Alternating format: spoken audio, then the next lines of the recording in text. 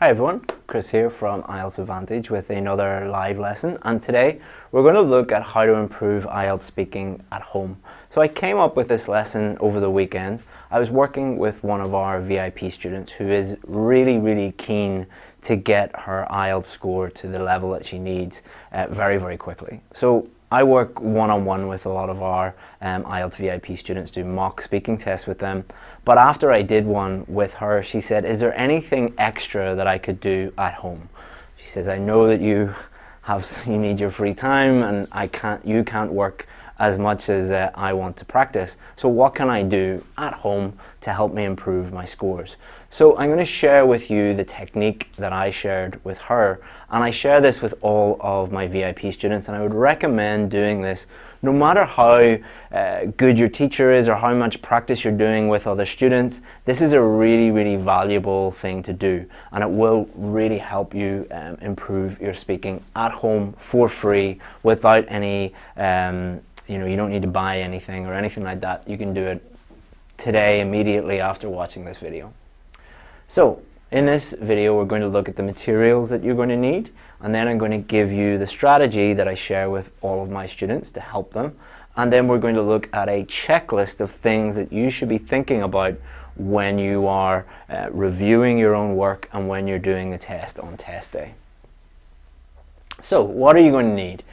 Number one, you're going to need a sample IELTS speaking test. Don't ask me where you can find this, just Google it. Just Google IELTS speaking sample test and Google will help you out. What you need is a full test, alright? So part 1, part 2, part 3, and it's really important that you don't look at the questions before, because we're going to do this under exam conditions. So don't cheat and look at the questions before you do it. It would be great if you can get a partner, so your husband, your wife, your boyfriend, your girlfriend, your kids, your granny, whoever, to help you with this. All they have to do is read the questions. So what they are going to do is they are going to play the examiner and they're going to read the questions to you. So they're going to play the role of the examiner and you'll play the role of you. This is optional. I know a lot of you don't have someone to help you with your preparation, or you might be someone like me who just would rather get it done by themselves and you don't want to bother other people. So if you don't have anyone to help you with this, and what you can do is just look at one question at a time and read the questions and pretend as you're reading them that's the examiner asking you the question. Number 3, you're going to need some sort of recording device. I would recommend your phone. If you're watching this, you probably have a smartphone. Download some app that helps you record or make a video of yourself, even better, while you're doing the test. So strategy is do a mock test. So under exam conditions, get your partner or read the questions and pretend that you are doing a real test. Do not cheat. Do not look up ideas on Google. Do not cheat with some vocabulary that you've got written on the wall or something like that. Just do it as if it's a real test. It's really important that you don't cheat. Number 2, record it.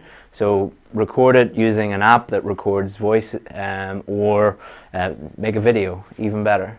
Number 3, listen to it. I know a lot of you don't like the sound of your own voice, but you're going to have to get over that. And on number 4, what you're going to do is you're going to evaluate it. You're going to think about it in the same way that an examiner would think about it. And I'm going to show you a checklist of things that you can think about when you are evaluating your own speaking. Now, this is really powerful because you are probably making a lot of mistakes that you are completely unaware that you're making them. So as you're speaking, you cannot really listen carefully to yourself. When I get students to do this, the number one thing they say is, I can't believe I was making that mistake, or I can't believe my fluency was so bad, or my pronunciation was so bad, or this mistake or that mistake. And they've been making that mistake for years and years and years, and they just didn't realize it. Because as a teacher, I can point out your mistakes, but you're not going to really take that on board most of the time. Most of the time I'll say, you know, you need to improve your vowel endings or something like that. You're like, okay, and not do anything about it. But when you hear yourself, you're like, oh, I can't, oh, okay. So it's raising your awareness about the mistakes that you are making. It's very, very, very powerful. And I recommend it to all of the students that I work with, even our VIP students who we work one-on-one with them. We get them to do this because it does really, really, really help. Evaluation. So there's a few things when you're listening to your recording that you're going to think about. So this is the marking criteria: fluency, coherence, grammar, vocabulary, pronunciation. These are the things that the examiners are thinking about. They're not thinking about what you wear, your hairstyle, whether you are smiling at them or not, or whether you greeted them in a nice way. None of that matters. All right, it's fluency, coherence, grammar, vocabulary, pronunciation. These things and these things only.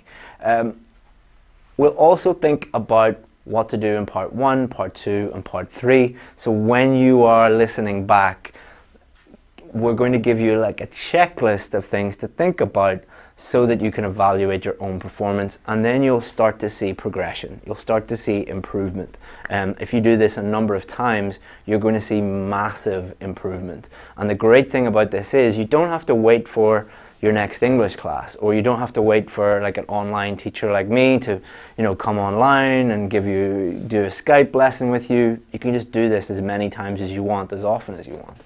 So let's start off with the different parts. So part 1 of the speaking test is just normal everyday questions about you.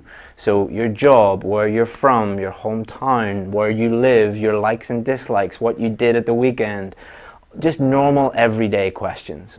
All right, so the things that you should be thinking about here are, did you answer the question?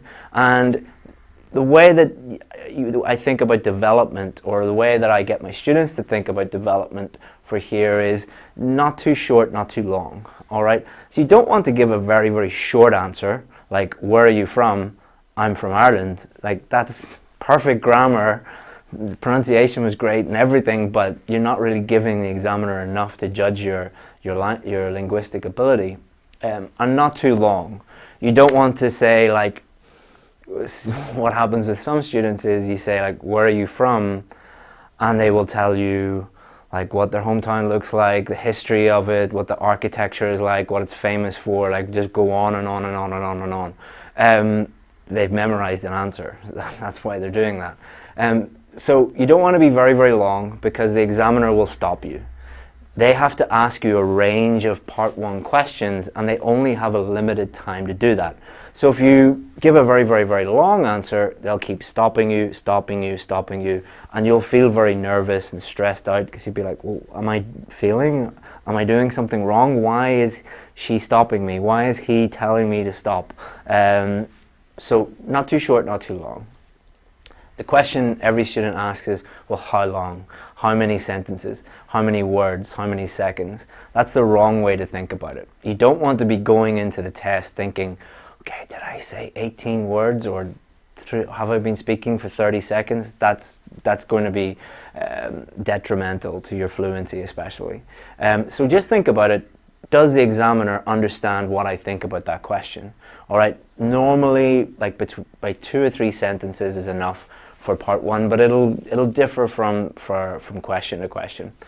Part 2 is when you get the cue card, and you have 1 minute to look at the cue card, plan out an answer, and then they will say you should speak for up to 2 minutes. So when you're doing this part, get your examiner, your partner, the person helping you, to get a digital stopwatch or look at the clock, and after 2 minutes, just let you know that you can stop talking. Thing that you need to think about for part 2 is, were you able to talk at length about that topic for that time, for up to the 2 minutes? Or did you stop way before? Did you run out of ideas? Did you run out of things to say? So 2 things can happen. Number 1, for part 2, what you might do is you might think that you have been speaking for 2 minutes when really you've only been speaking for 30 seconds or 1 minute, and then you just stop. That's very, very common, because if you're stressed out, 1 minute can seem like 2 minutes very, very easily. Like, put your hand on a hot pan and for 2 seconds it feels like a very, very, very long time. When you're under pressure, when you're under stress, or go out on a very, very, very, very cold day and stand there for 30 seconds, it feels like half an hour. So time can do strange things when you're under pressure, when you're under stress. The other thing for part 2 is watch out that you didn't run out of ideas. What happens is students look at the bullet points and they cover 1, 2, 3, 4, 30 seconds have gone past it. Their fluency goes way down.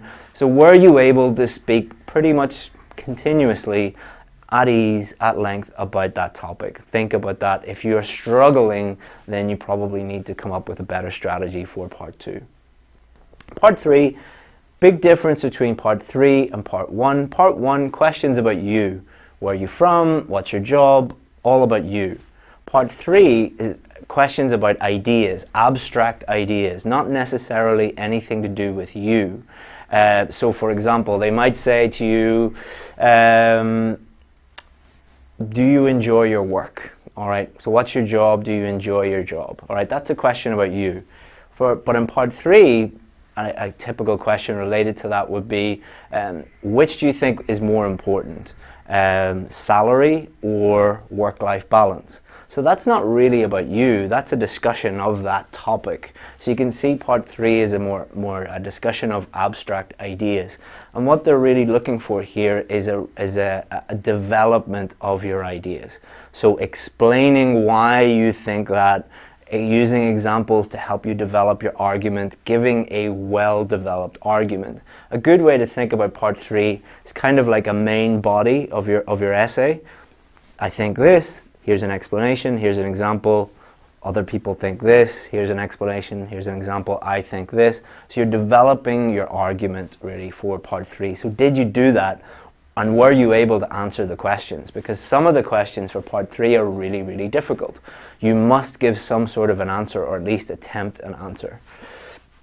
Then when you're thinking about all of these parts, you should also be thinking about these 4 things. So coherence.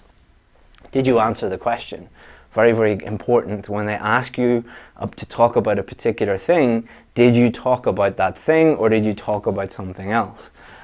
Coherence as well, development. So did you speak for up to 2 minutes or did you stop way short? Did you develop your answers here or did you just give very, very short sort of 1-sentence answers? Same with part 1. Did you develop your answers there enough? So that's what coherence is really. There's many, many extra things you need to think about, but in a nutshell, did you answer the question and did you develop your answer enough? Fluency, were you able to speak without noticeable effort, without pausing a lot, without hesitating a lot? Now, everybody pauses and hesitates when they're thinking of the correct word to say, or they're thinking of ideas. Everybody does that. But did you do it at an unusual amount? Like compare that with how you speak normally in your native language. In your native language, you probably pause and hesitate quite, sometimes, but not that much.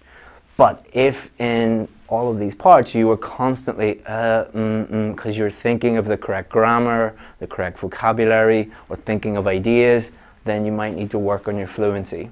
Grammar, this strategy is excellent for improving your grammar because everybody is making grammatical errors that they're unaware of. So even the best English learners have some little things that every time they speak they make that little mistake. It could be articles or prepositions or verb-subject agreement or countable, uncountable nouns or many, many, many, many, many things. I guarantee there's a little common grammar error that you make over and over and over again. So think about those errors, all right? Normally students are good enough to pick up on their own errors. So they might make the error when they're producing the language, but when they're receiving the language, when they're reading it, they're able to pick up on that error. And if you do that and correct the grammar, you're going to improve your grammar and improve your speaking at the same time. Vocabulary. Now, what most students think about vocabulary is, how many big words did I use? How many complicated, high-level words did I use? That's not what the examiners are thinking about. A good way to think about this whenever you are evaluating your own work is, did I have enough words, did I have enough vocabulary to easily talk about that topic? Or was I limited by my range of vocabulary? Was I struggling to discuss that topic, talk about that topic, because I just didn't have the words? So maybe I knew what to say in my native language, but I just couldn't say it in English. Or maybe the word was on the tip of your tongue, but you couldn't get it out. So if you're doing that, that's a sign that you just didn't have enough vocabulary and you need to improve that. Also think about accuracy. Think about what meaning, the words that you're using, especially if you're trying to use big, high-level words. Do you understand what those words mean? If you don't know what they mean, 99% of the time they're wrong. Think about collocations as well. Think about accuracy and appropriacy of your vocabulary.